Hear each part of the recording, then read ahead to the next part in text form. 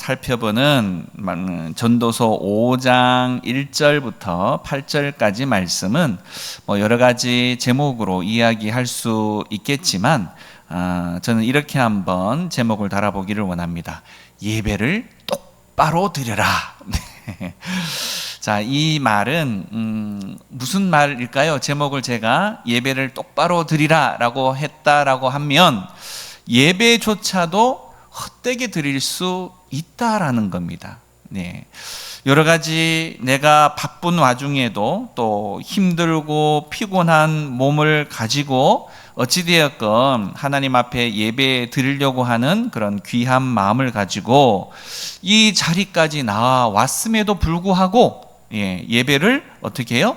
헛되게 드릴 수 있는 여지가 있다. 그러니 예배를 드리려 오기 위해서 준비한 마음도 중요하지만 막상 또 교회에 와서 예배를 드리는 이 순간 자체도 한치도 우리가 우리의 신경, 마음을 다른 곳에 빼앗기지 않고 하나님 앞에 집중해서 말씀을 들을 수 있으려고 하는 마음의 자세가 너무너무 중요하다라는 이야기가 되어질 수 있습니다. 이사야서 43장 21절에 이렇게 말씀하고 있어요. 이 백성은 내가 나를 위하여 지었나니 나를 찬송하게 하려 함이니라 라는 말씀이 있습니다. 다시 말해서 하나님께서 인생을 지으실 때 하나님 자신을 위해서 지으셨는데 지으신 그 목적이 뭐냐? 하나님을 어떻게 해요? 찬송하게 합니다 라는 뜻입니다. 자, 하나님을 찬송한다라는 말은 여러 가지 의미가 있을 수 있겠죠. 단순히 곡조 있는 노래를 통해서 하나님을 높이는 그런 일도 있을 수 있지만 우리의 삶 전체가 하나님의 영광을 위해서 살아가는 그 이유 자체가 하나님이 우리를 만드신 참된 목적이다라고 말할 수 있을 겁니다. 자, 결국은 이것을 한 단어로 요약을 하면 결국은 바로 예배를 받으시기를 원하시는 하나님이시다라는 의미죠. 우리가 교회에서도 예배를 드릴 수 있지만 우리의 삶, 가정에서든지 삶의 어떠한 형편과 상황에 처해 있는 그곳에 있을지라도 하나님의 영광을 위해서 우리가 삶을 살아가게 되어질 때 그 자리가 바로 예배하는 자리가 되어지는 것입니다. 그래서 우리의 삶 자체가 예배 드리는 삶이 되어져야 한다라는 거죠. 결국은 이 예배라고 말하는 것은 그렇게 치자면 우리의 삶에서 가장 중요한 하나님이 기뻐하시고도 또 하나님께서 가장 중요하게 여기시는 삶의 모습이다라는 것이고요. 그렇기 때문에 우리는 사실상 예배에 실패하면 모든 것에 실패하는 것이나 마찬가지가 되어진다라는 거예요. 우리의 삶의 곳곳에서 드려드리는 예배에 대한 모습이 있을 수 있지만 특별히 그것을 집약해서 우리가 이렇듯 하나님의 성전에 나와서 드리는 이 예배는 더 우리의 마음을 더 잘 준비해서 드리는 예배가 되는 거잖아요. 그죠? 그러다 보니 이 시간만큼은 더 우리가 집중해서 하나님 앞에 다른 모든 잡생각들은 다 멀리하고 마음의 중심, 전심을 다해서 드려드리는 예배가 되어져야 한다라는 겁니다. 그래서 오늘 말씀은 하나님께 합당한 예배를 드려서 하늘의 복과 그 은혜를 누리는 성도가 되자라는 그런 의미가 되는 거고요. 자, 1절 말씀을 제가 다시 한번 읽어봐 드립니다. 너는 하나님의 집에 들어갈 때에 너의 발을 삼갈지어다. 가까이 하여 말씀을 듣는 것이 우매한 자들이 제물 드리는 것보다 나으니 그들은 악을 행하면서도 깨닫지 못함이니라. 이렇게 말씀하고 있어요. 결국은 예배라고 말하는 것, 이 예배는 하나님을 하나님으로 받드는 겁니다. 네, 하나님을 하나님으로. 결국 하나님께서 어떤 분이세요? 하나님은 천지 만물을 창조하신 창조주, 또 나를 구원하신 구원자, 그리고 지금까지 나의 삶을 인도해 주신 인도자, 또 매 순간마다 우리에게 은혜를 베풀어 주시는 공급하시는 분, 그분 앞에 그래서 우리는 이 모든 사실들을 알고 믿으면서 그분 앞에 나올 때 겸손한 마음으로, 창조주 앞에 나온다는 것은 우리가 얼마나 연약하고 나약한 존재인지를 우리 스스로 시인하게 되는 거잖아요. 그죠? 그래서 겸손한 마음으로 또 감사함으로 하나님 앞에 나아와야 한다라는 것을 의미하는 거죠. 그래서 하나님 앞에 나아와서 우리가 드려드리는 기도와 예배의 기본적인 자세는 결국 그 은혜를 받은 자, 그분에 의해서 구원받은 백성들은 하나님께 그저 하나님 말씀하여 주십시오, 내가 그 말씀을 따라서 온전히 순종하겠습니다, 이런 자세, 이게 바로 예배자의 바른 자세다라는 겁니다. 따라서 우리 예배하는 사람들은 내 마음대로 하겠다, 내 뜻대로 하겠다, 안 된다는 거예요. 오늘 성경에도 이야기하는 것처럼 바로 손과 발을 어떻게 한다고요? 삼갈지어다. 삼갈지어다. 다시 말해서 절제해야 한다는 거예요. 절제. 자, 발은 행동을 대표하는 말일 수도 있고요, 손과 발을 다 하면 우리의 삶 전체를 상징하는 말이 되어질 수 있는데, 다시 말해 세상에서 우리가 삶을 살아가게 되어질 때 하나님 보시기에 합당하게 살다가 특별히 하나님 성전에 들어오게 되어질 때 더 우리는 지금까지의 살아온 나의 삶을 좀 돌아보면서 내가 정말 하나님 앞에 바로 살았는지를 회개하기도 하고, 다시 잘못 산 삶이 있었다라고 한다면 하나님 그 모든 잘못된 삶을 용서하여 주시고 이제는 하나님께서 원하시는 바른 삶을 살게 해 주십시오, 내 마음속에 작정하고 결단하고 또 그 삶 가운데 나아가서 그렇게 살아가는 것, 그게 바로 예배자가 이 성전에 들어오면서부터 발견하게 되어지는 나의 모습, 그리고 결단하고 그렇게 살아가는 나의 모습으로 드려드리는 것이 예배다라는 거죠. 자, 그래서 오늘 1절에도 가까이 하여 말씀을 듣는 것, 이렇게 이야기를 했는데 결국 예배 가운데에는 이렇듯 말씀을 듣는 것이 중심이 되어지는 겁니다. 그래서 하나님 말씀하여 주십시오, 주의 종이 듣겠습니다 라는 자세, 자, 이 자세가 항시 이 예배자의 자세 가운데 있어야 한다라는 거고요. 듣는다라고 말하는 것은 단순히 그냥 귀로만 듣는 것을 말하는 것이 아니라 말씀을 정말 내 마음속에 그대로 있는 그대로 받아들이고, 결국은 우리가 말씀을 들을 때 아우 저거는 좀 힘들어 버리고, 이거는 저 사람을 사랑하라고 안 돼, 난 아직까지 좀 더 기다려야 돼, 또 버리고, 다 떼어버리고 내가 할 수 있는 것만 하나 탁 들고 간다? 안 된다는 겁니다.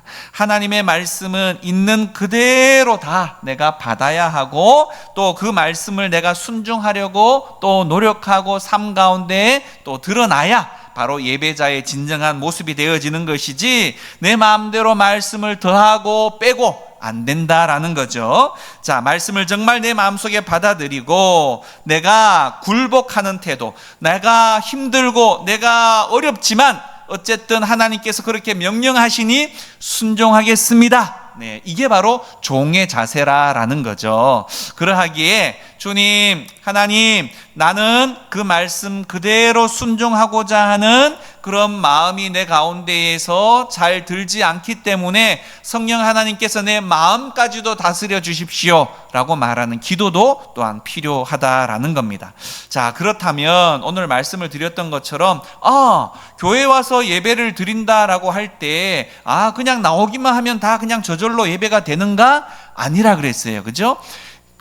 이 자리에 나와서 예배를 드린다라고 할지라도 그 예배가 실패할 수도 있고 헛된 예배로 지나갈 수도 있다라는 건데, 자, 그 헛된 예배라고 말하는 것은 그렇다면 어떤 것일까요? 자, 결국은 말씀은 생각하지 않으면서 의식만 그냥 갖추는 걸 말하는 거예요. 예배 시간 됐네. 자, 찬양하는 시간이고, 그냥 말씀 듣는 시간이고, 그냥 내가 의뢰히 지금까지 해왔던 행동의 패턴대로, 방식대로 그냥 쭉 따라가는 것만을 말하는 겁니다. 이때는 일어나야지, 이때는 앉아야지. 자, 이렇게만 드려드리는 예배, 내 마음을 거기에 쏟지 못하고 내 생각을 거기에 더하지 못하고 그냥 몸만 움직이는 예배, 하나님이 받으시지 않는다는 겁니다. 또 말씀을 듣는 것처럼 보여도 우리 그 청소년 아이들을 그 학교에서 가르쳐 보면 그런 경향이 있어요. 멀쩡히 다 앉아 있는데 몸을 흔들어 보면 그 안에 영혼이 없어요. 영혼이 어디 갔어요? PC방에 가 있기도 하고, 어떤 애는 수영장에 가 있기도 하고, 어떤 애는 헬스장에 가 있기도 하고, 이 몸은 여기 와 있지만 생각과 마음은 전혀 다른 곳에 가서 있다라는 겁니다. 여러분, 혹시 여러분들 가운데는 그렇지 않습니까? 아이고, 예배를 드리고 있는 중에 아이고, 내가 오늘 빨래를 하다가 세탁기에서 꺼내지를 않았는데 어떡하지? 그 생각 때문에 계속해서 예배 드리는 속에 그 빨래 때문에 교회 계속해서 말씀은 안 들어오는 경우, 또 오늘 예배를 마치고 난 이후에 친구를 만나기로 했는데 어디를 가야 되나 뭘 먹어야 되나 이 생각에 잔뜩 있는 그런 경우들도 혹여나 있다면 우리의 마음, 우리의 생각은 이 자리에 없는 겁니다. 결국 우리의 마음과 생각 모두가 함께 하나님께 드려드리는 것이 진짜 예배가 되어줄 수 있다라는 거죠. 자, 우리가 사회에서 지위가 높은 사람을 만나게 되어지면 어떻게 되어져요? 집에서부터 굉장히 준비를 많이 합니다. 내 마음의 준비부터 시작해서 옷 매무새까지 막 여러 가지를 준비를 하게 되죠. 자, 그런데 우리는 오늘 누구를 만나러 왔다? 하나님을 만나러 왔다. 그러면 우리의 준비와 우리의 자세는 어떠해야 할까요? 그런 유명하고 대단한 분을 만나서 그 자리에 앉아 있으면서 딴 생각할 수 있습니까? 어떻게 하면 저 사람의 눈에 내가 들까? 이 생각을 하게 마련인데, 천지의 주제이신 하나님 앞에 예배를 드리러 나왔는데도 불구하고 우리의 생각을 딴 생각을 하게 된다? 이거는 정말 무지막지하게 우리가 하나님을 지금 바라보고 있지 않는 거나 마찬가지다라는 겁니다. 그죠? 우리가 정말 성경대로 하나님을 믿는다라고 한다면 우리의 예배의 모든 자세와 태도는 완전히 달라질 수 있을지 모릅니다. 많은 경우 우리가 예배 시간에 정말 피곤해서 어쩔 수 없이 조는 경우는 어쩔 수 없겠죠. 어쩔 수 없지만 대부분의 경우 습관적으로나 또는 우리가 그냥 예배 자체에 대한 의식이 크게 없는 경우 예배 시간에 내 마음대로 왔다 갔다 내 마음대로 생각하고 내 마음대로 떠들고 내 마음대로, 자, 이렇게는 여러분, 하나님이 지금 내 옆에 와 계시다고 한다면 그렇게 할 수 있을까요? 하나님께서 우리가 드리는 이 예배에 정말 만나는 이 자리에 와 계시다고 한다면 우리의 모든 모습은 정말 완전히 지금과는 다른 모습이 되지 않을까라는 생각을 해봅니다. 그래서 우리가 항상 마음속에 하나님에 대한 생각을 놓치지 말아야 돼요. 자, 많은 경우 우리는 헌금 좀 냈다, 또 예배 순서에 맞게 참석했다, 그러면서 우리가 흔히들 하는 말이 뭐예요? 예배 봤다. 그죠? 예배 보았다. 말 그대로 보았다. 예배를 드린 게 아니고 본 거예요. 극장에 가서 영화 보듯, 음악회 가서 음악을 듣듯 구경했다라는 이야기입니다. 예. 그러나 이 말은 완전히 틀렸어요. 그죠? 예배는 보는 게 아니고 어떻게 드리는 겁니다. 드리는 거. 예.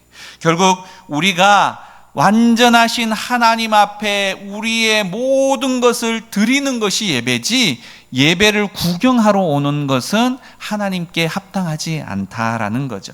그러다 보니 예배를 보는 사람들의 특징이 뭔지 아세요? 교회에 오면 아이고 춥느니 덥느니, 아유 예배당이 왜 이러느니, 성가대 찬양이 왜 이러느니, 목사님 설교가 어떠니 저떠니. 자, 이 모든 것은 구경하러 온 사람들의 특징입니다. 네. 예배를 구경하러 오는 것, 그것은 구경꾼이지 정말 종으로서 예배자로서 하나님 앞에 드리는 예배자의 모습은 아니다. 그러니 얼마나 안타까운 거예요. 모든 것을 다 포기하고 하나님 앞에 나와서 예배를 드리는 그 시간도 아깝고 그 정성도 아깝고, 실패를 해버렸으니 성공을 해야 하는데. 자, 오늘 우리가 예배를 드릴 때마다 우리가 처음에 기원을 이렇게 하죠. 하나님은 영이시니 예배하는 자가 영과 진리로 예배할지니라. 이 영과 진리라고 말하는 것은 나의 모든 것을 다해서 하나님 앞에 드리는 것을 표현하기도 하고, 또 이 모양은 내 힘만이 아니라 성령 하나님의 도우심을 받아서 드리는 예배를 말하는 거예요. 성령 하나님의 도우심을. 하나님께서 나의 모든 정신, 오감, 모든 내용들을 하나님 붙들어 주시고 나를 만나 주십시오라고 말하는 간절한 소망이 담겨져 있는 기원이다라는 겁니다. 자, 성경에는 예배를 바로 드리는 사람을 하나님이 찾으신다라고 했어요. 찾으신다. 다시 말해서 이 말씀은 성령의 감동을 받아서 하나님의 말씀을 바로 들으면서 예배하는 것을 바로 하나님께서 기대하신다라는 거예요. 하나님의 말씀을 바로 듣는 것. 자, 그래서 몸만 와서 드리는 예배 하나님 아니다라는 거 말씀드렸습니다. 자, 또 저희는 악을 행하면서도 깨닫지 못함이니라 라고 1절에 이렇게 말씀을 하고 있는데, 말씀을 옳게 듣지 않기 때문에 악을 행하면서도 그저 헌금만 하게 되어지면 모든 것이 다 해결되어지는 것처럼 생각하는 경우들도 있다라는 겁니다. 있다라는 거예요. 그저 형식적으로 찬송하고 형식적으로 헌금 드리고 또 설교 시간에서도 아유 목사님 오늘 무슨 소리 하는가 들어보자 이런 식으로 예배를 드리면 그 예배는 아무것도 아닐 수 있다라는 겁니다. 이러한 사람들에 대해서 성경은 아주 엄중하게 경고하고 있는 부분이 있어요. 이사야서 말씀인데요, 조금 길기는 하지만 여러분 한번 들어보시기를 바랍니다. 여호와께서 말씀하시되 너희의 무수한 재물이 내게 무엇이 유익하뇨? 나는 숫 양의 번제와 살찐 짐승의 기름에 배불렀고 나는 수송아지나 어린 양이나 숫 염소의 피를 기뻐하지 아니하노라. 너희가 내 앞에 보이러 오니 이것을 누가 너희에게 요구하였느냐? 내 마당만 밟을 뿐이니라. 헛된 재물을 다시 가져오지 말라.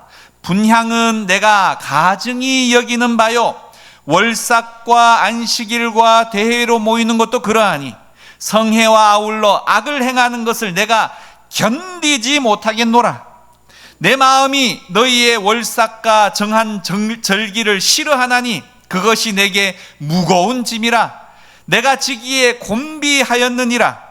너희가 손을 펼 때에 내가 내 눈을 너희에게서 가리고 너희가 많이 기도할지라도 내가 듣지 아니하리니 이는 너희의 손에 피가 가득함이라.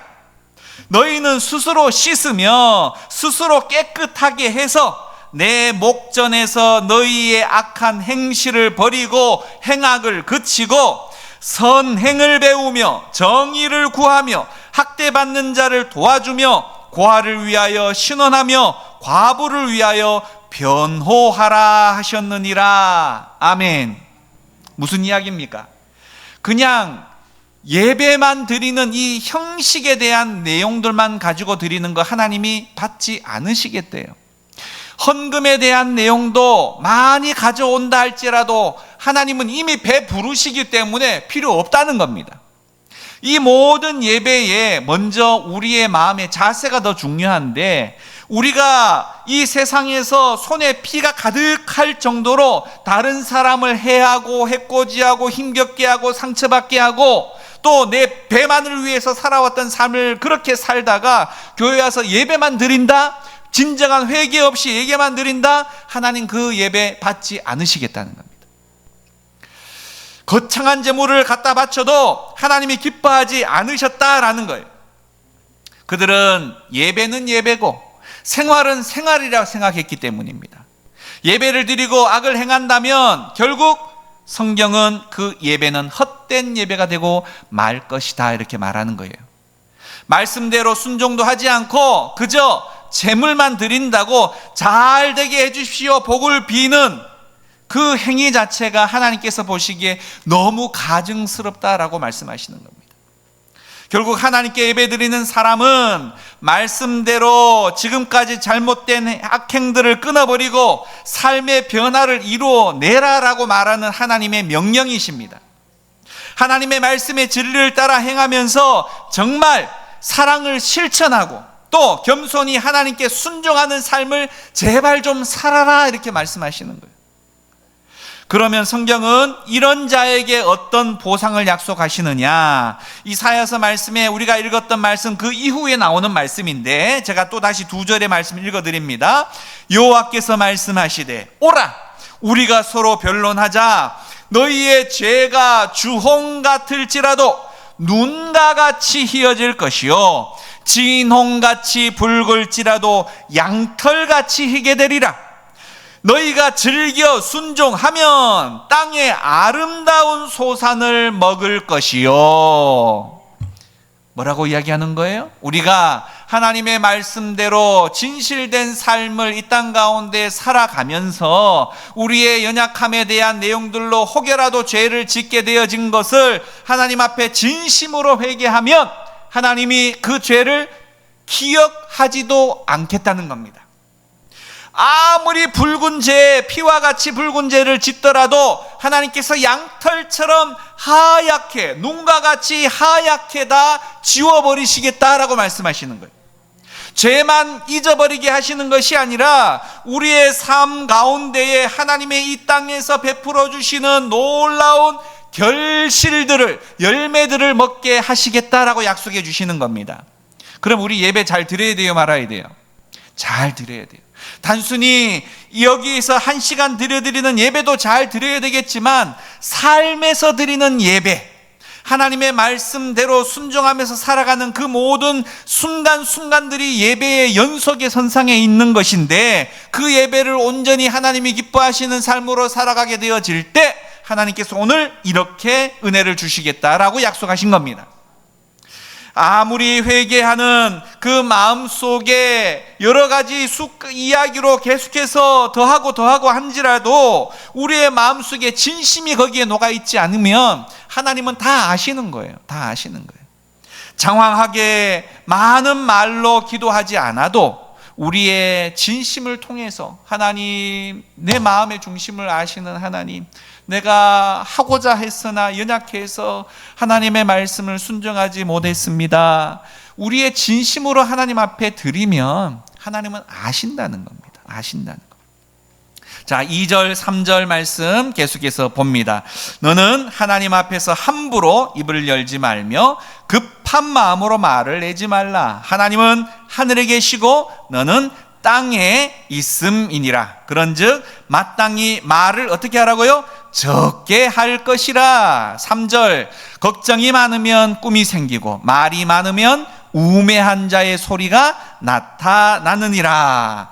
자, 하나님 앞에서 함부로 입을 열지 말랍니다. 자, 예배 가운데에 말씀과 함께 기도의 중요성도 빠질 수가 없죠. 결국 예수님께서도 기도에 대한 내용들에 대해서 경고할 때 뭐라고 말씀하셨느냐? 중언부언 하지 말라. 네, 중언부언 하지 말라. 나 기도 1시간 해야 되는데 1시간 하려면 기도할 거 그렇게 많지 않아서 내가 같은 말 계속해서 반복해서 어쨌든 시간을 1시간 막 채워야 되겠다는 사람이 있을 수 있어요. 그렇죠? 여러분? 그러면서 하는 이야기가 나는 기도 1시간 해. 난 기도 2시간 해. 자, 물론 중요해서 정말 간절해서 그것을 반복되이 하나님 앞에 구하는 것도 있을 수 있지만 어떤 경우는 단순하게 그냥 시간을 채우고 마땅히 할 말이 없어서 내가 이 말을 했던가 안 했던가도 기억하지 않으면서 계속 중언부언, 네, 이것은 하나님이 원하는 기도가 아니다라는 겁니다. 다시 말해 주문을 외우듯이 줄줄줄줄줄 외우는 것, 네, 뜻도 생각하지도 않고 그냥 기도하는 것, 하나님이 듣지 않으신다는 겁니다. 듣지 않으신다. 네, 결국은 하나님께 기도할 때도 우리는 올바른 태도가 필요하다는 거예요. 올바른 태도. 네, 하나님께서 그 마음의 중심을 보시는 하나님이시기 때문이다라는 거죠. 그래서 기도할 때 우리는 가난한 자의 마음으로 간절한 마음으로 하나님 앞에 기도해야 합니다. 주문으로 외우듯이 기도해서 안 된다라는 거죠.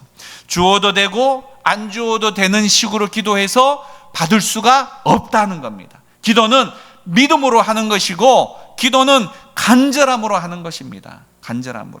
기도할 때 준비해서 가난한 마음으로 하나님 앞에 진실하게 기도할 때 하나님이 받아주시겠다라는 말씀을 하시는 거예요. 결국 우리의 기도는 기냐 짧으냐 중요하지 않습니다. 또 우리의 기도가 아주 유창한 말로 잘 이루어졌느냐, 아유 나는 기도에 말을 많이 하지 못해요, 관계없습니다. 말을 잘하느냐 못하느냐가 중요한 것이 아니라는 거예요. 우리의 마음의 중심이 하나님 앞에 있다 있느냐, 이것이 중요한 것이지 장황한 말이 중요한 것이 아니라는 겁니다. 결국 우리는 말을 잘하면 기도 잘한다 이런 생각을 할 때가 있어요. 하지만 이것은 사람의 생각이고 하나님은 아니라는 겁니다. 여러분 한번 여러분의 자녀가 여러분 앞에 와가지고 아주 그냥 뱀의 혀처럼 아주 장황하게 아주 그냥 기름이 잘잘 흐르듯이 여러분을 막 꿰요. 말로 그냥 막 이렇게 호리는 거죠. 그냥 말로. 자, 그렇게 해서 결국은 뭐 하겠다는 거예요? 여러분의 주머니를 좀 들어가겠다는 거죠. 예. 자, 이런 자녀가 있고, 또 어떤 자녀는 뭐 말은 잘 못해, 뭐 어떻게 해야 될지를 모르겠어, 그냥 몸만 비비비비비 꼬고 막 이렇게 뭔가 요청하는 부분들이 있어요. 그러면 말 잘하는 애만 주고 몸을 비비 꼬는 친구에게는, 그 자녀에게는 안 줍니까? 아니죠. 아니죠. 예. 말을 표현을 잘 못한다 할지라도 부모는 내 자식의 상황을 알죠. 아, 이 녀석은 말을 잘하는 녀석, 이 녀석은 말을 잘 못해, 그러나 뭔가 지금 궁하구나, 필요하구나, 알아서 챙겨주는 거 아니겠어요? 그렇죠? 네, 하나님도 그렇습니다. 우리가 말을 잘해야 챙겨주시고 말을 못하면 에이 밀어내는 분이 아니라는 겁니다. 하나님은 우리를 그 누구보다도 잘 아시죠. 왜요? 우리를 만드셨기 때문에. 네, 만드셨기 때문에. 자, 그래서 우리는 기도할 때도 우리의 진심이 녹아든 기도만 하면 그것이 길든 짧든 또 말이 유창하든 그렇지 않든 그것이 문제가 되어지지 않는다라는 겁니다. 자, 특별히 말을 많이 하다 보면 여러분 어떻습니까? 실수하기가 좋습니다. 그렇죠? 그러다 보니 굳이 하지 않아도 될 이야기도 말을 많이 하다 보면 섞이게 되어지고, 그러다 보면 끝나고 난 뒤에 아이고 그 말은 하지 말았어야 되는데 후회하는 일이 얼마나 많습니까? 그죠? 그래서 오늘 성경은 뭐라고 이야기하냐면 입술을 제어해라, 절제해야 한다, 말을 이렇게 끊임없이 이야기합니다. 혀가 바로 불의 혀라 그래요. 불의 혀. 이 혀를 잘 절제하지 못하면, 관리하지 못하면 이 혀 때문에 반드시 문제를 경험하게 되어질 수밖에 없다는 겁니다. 그래서 우리는 되도록이면 이 입을 조심해야 합니다. 해야 할 말과 하지 말아야 할 말, 또 다른 사람을 비방하는 말과 다른 사람을 세워주는 말, 이것을 하나님께서 적절하게 깨닫게 해주시는 지혜도 필요하고, 이 혀에 대한 내용들을 꼭 필요한 말만 할 수 있도록 하나님께서 이 입을 주관해 달라고 기도하는 것이 무엇보다 필요하다라는 거죠. 자, 그리고 4절 볼까요? 내가 하나님께 서원하였거든 갚기를 더디게 하지 말라. 5절 봅니다. 하나님은 우매한 자들을 기뻐하지 아니하시나니 서원한 것을 갚으라. 서원하고 갚지 아니하는 것보다 차라리 서원하지 아니하는 것이 더 나으니, 이렇게 말하고 있습니다. 자, 결국 오늘 예배에 있어서 또 중요한 것 중에 하나는 서원이라는 거예요. 서원. 요거를 조금 현대적인 말로 조금 적용하는 말로 좀 풀어보면 결단이라고 표현할 수 있겠죠. 결단. 다시 말해, 우리가 예배 중에 말씀을 듣고 그 말씀의 은혜를 받았어요. 그리고 자, 하나님 앞에 이렇게 결단을 해봅니다. 하나님, 이제부터 저 이렇게 살아보겠습니다. 깨닫게 해 주셨으니 이러저러한 모습으로 순종하겠습니다. 결단하는 마음들이 있을 수 있겠죠. 자, 예배를 드릴 때 말씀을 통해서 특별히 나에게 부딪혀오는 말씀이 있을 수 있습니다. 그 말씀을 붙잡고 주님, 내가 순종할 수 있게 해주십시오. 내가 그 말씀을 붙들고 힘을 얻게 하여 주십시오. 이런 결단, 우리의 삶 가운데 필요합니다. 자, 그 결단을 했다면 어떻게 하라고요? 실천하라는 거예요. 실천. 단순히 결단만으로 끝내서는 안 된다는 겁니다. 자, 그것이 우리는 또 결단에 대한 내용들을 바로 순종할 때 비로소 쉽게 이루어질 수 있는 거예요. 자, 우리 어떤 분을 만났어요. 어떤 분이 막 예배 중에 특별히 하나님 앞에 작정하고자 하는 마음이 생겼던 분이 있어요. 그래야지 오늘 내가 하나님께서 주시는 말씀이 나의 어려운 이 동료들을 찾아가서 밥 한 그릇을 대접을 해줘야 되겠다라는 마음이 내 마음속에 생겼는데 이거 꼭 실천해야 되겠다라는 마음이 들었어요. 근데 예배를 딱 마치고 문을 딱 열고 나가는데 갑자기 바람이 휙 불었어요. 바람이 휙 불었는데 그 바람이 내가 아까 전에 예배 중에 먹었던 그 마음까지 날려버렸는지 그냥 오늘 그냥 집에 가자, 그냥 쪼르륵 집으로 가버린 거예요. 결단을 방금 전에 예배 방금 전에 했는데 바람 한번 부으니까 그냥 그 결단이 날아가 버린 거예요. 자, 우리의 마음이 이럴 때가 얼마나 많이 있느냐라는 겁니다. 말씀을 들을 때에 그 말씀을 내가 미루지 않고 내가 그것을 지킬 때에 그게 쉬운 거예요. 그런데 오늘은 좀 그러네, 내일 하지 뭐, 일주일 뒤에 하지 뭐. 자, 지켜낼까요? 굉장히 어렵습니다. 굉장히 어렵습니다. 내 마음속에 하나님이 주시는 마음이 있다면 바로 순종하는 것이 그것을 지키기가 훨씬 쉽다라는 거예요. 자, 결국 오늘 성경도 그 이야기를 하는 겁니다. 나에게 하나님이 부대끼는 말씀, 결단하고자 하는 말씀, 작정하고자 하는 말씀을 주셨으면 미루지 말고 바로 실행에 옮기라는 거예요. 그럴 때에 그 실행하는 힘이 바로 유지가 되어줄 수 있다라는 겁니다. 자, 그것이 식어버리면 그 결단 지켜내기가 너무 어렵다는 거죠. 사람과 만나서 이야기하다 보면 또 잊어버리기도 쉽고, 집에 가면 또 잊어버리기 쉽고, 우리는 하나님의 말씀을 그래서 사실은 몰라서 지키기 못하는 것이 아니라 순종하지를 못해서 결국은 은혜를 놓치는 경우들이 너무 많다라는 겁니다. 따라서 말씀을 들을 때 여러분 그냥 한쪽 귀로 들어서 한쪽 귀로 그냥 다 새어 나가는 걸로 듣지 마시고 어찌 되었건 한 가지라도 내가 붙들 말씀을 붙드셔야 합니다. 붙드셔야 돼요. 그래서 내가 오늘 이 말씀을 들었을 때 이 말씀만큼은 내가 어떻게든 내 삶 속에서 지켜봐야지라는 이런 결단과 그 마음을 가지고 예배에 임할 때 여러분의 손에 하나님의 말씀이 하나님의 무기가 또 나가실 때에 손에 쥐어지게 되는 것이지 그냥 앉았다가 나가는 예배의 시간에는 무엇인가 있었던 것 같은데 잡으려고 하면 아무것도 없는 그런 일들이 생겨날 수 있다라는 거죠.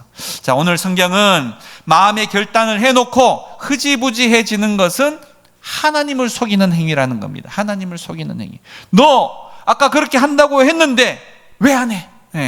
하나님을 속이는 꼴이 되어진다는 거죠. 말씀을 듣고 마음의 결단을 했으면 그것은 곧 하나님 앞에 한 것이지 사람 앞에 한 것이 아니라는 거예요. 그러니 취소하거나 실수라고 얼버무리지 말라는 겁니다. 꼭 지키려고 애쓰는 우리 여러분 되기를 원합니다. 7절 말씀 봅니다. 꿈이 많으면 헛된 일들이 많아지고 말이 많아도 그러하니 오직 너는 하나님을 경외할지니라 이렇게 말합니다. 예배에 있어서 중요한 또 다른 한 가지는 바로 하나님을 경외하는 자세라는 겁니다. 우리에게 꿈이 있어야죠. 비전이 있어야 합니다. 연세가 드셨다고 꿈이 없다라고 말하는 것은 잘못됐다라는 이야기인데, 자, 모든 것을 다 할 것처럼 헛된 많은 꿈을 꾸는 것은 그러나 문제가 되는 것이지만 꿈은 있어야 합니다. 꿈은 있어야 하고요. 자, 하나님께서 우리에게 주시는 그런 은사, 진리를 따라서 하나님 앞에서 꿈을 꿔야 하는데, 자, 여러분의 마음속에 하나님, 저는 앞으로 이런 일들을 행하게 하는 것을 통해서 하나님을 기쁘시게도 하고 또 하나님의 교회를 복되게 하는 그런 일들을 위해서 꿈을 꿔봅니다. 내가 할 수 있는 일이 무엇인지 하나님 가르쳐 주시고 그 일을 행할 수 있도록 도와주세요. 이게 바로 우리 가운데에 꿈이 되어질 수 있다라는 거죠. 그냥 우리의 남은 인생을 그냥 시간을 흘려보내는 것이 아니라 우리에게 주어진 이 시간 가운데에 어떻게 하면 하나님을 기쁘시게 할 수 있을까에 대한 마음을 품는 것, 그게 바로 비전이라는 겁니다. 자, 그러나 또 너무 헛된 꿈만을 너무 많이 꾸면 실천할 수 있는 것이 아무것도 없는데 내가 나라를 일으키리라 뭐 이런 추상적이고 너무 이 허무맹랑한 이런 꿈들은 내가 이루기에 아무것도 손에 잡히는 것이 없기 때문에 할 수 있는 것이 너무 없습니다. 그것보다는 내가 할 수 있는 작은 일에서부터 시작하라라는 거죠. 자, 내가 책임질 수 있는 일에서부터 시작하면 되는 겁니다. 말을 많이 하는 사람은 아까도 말씀드렸다시피 실수를 많이 하게 되어지기 때문에 결국은 한번 뱉은 말은 다시 주워 담을 수 없다. 이거 명심하시기를 바라겠고요. 결국 예배라고 말하는 것은 하나님이 나의 주인이시다. 하나님이 나의 주인이시다. 나에게는 하나님뿐입니다. 라는 이 고백을 하나님 앞에 드리는 이 시간, 그게 바로 예배의 자리라는 겁니다. 그 예배의 자리에서 내가 중심이었던 삶의 자리에서 나는 내려오고 하나님이 나의 주인이심을 내 자리 위에 하나님을 세우게 하는 것, 이것을 통해서 우리는 힘을 얻을 수 있는 거예요. 내 힘으로는 안 되는 일들이 얼마나 많이 있었습니까? 이것도 어렵고 저것도 어렵고 이것도 안 되고 저것도 안 되고 그러니 좌절하게 되어지는데 하나님의 폐에 나와서 예배하게 되어지면 그 예배의 자리에 내가 무엇이 된 것이 아니라 나는 종입니다. 하나님이 나의 주인이시고 하나님이 이끌어 주시기에 이제 나를 이끌어 주십시오라고 말하는 그 결단, 그 헌신, 또 그리고 나의 낮아짐을 통해서 가능성이 보이는 거예요. 하나님이 하시면 가능하니까요. 그래서 힘을 얻게 되어진다는 겁니다. 그래서 예배의 자리가 중요하다라는 거죠. 자, 마지막 8절 봅니다. 너는 어느 지방에서든지 빈민을 학대하는 것과 정의와 공의를 짓밟는 것을 볼지라도 그것을 이상히 여기지 말라. 높은 자는 더 높은 자가 감찰하고 또 그들보다 더 높은 자들도 있음이니라.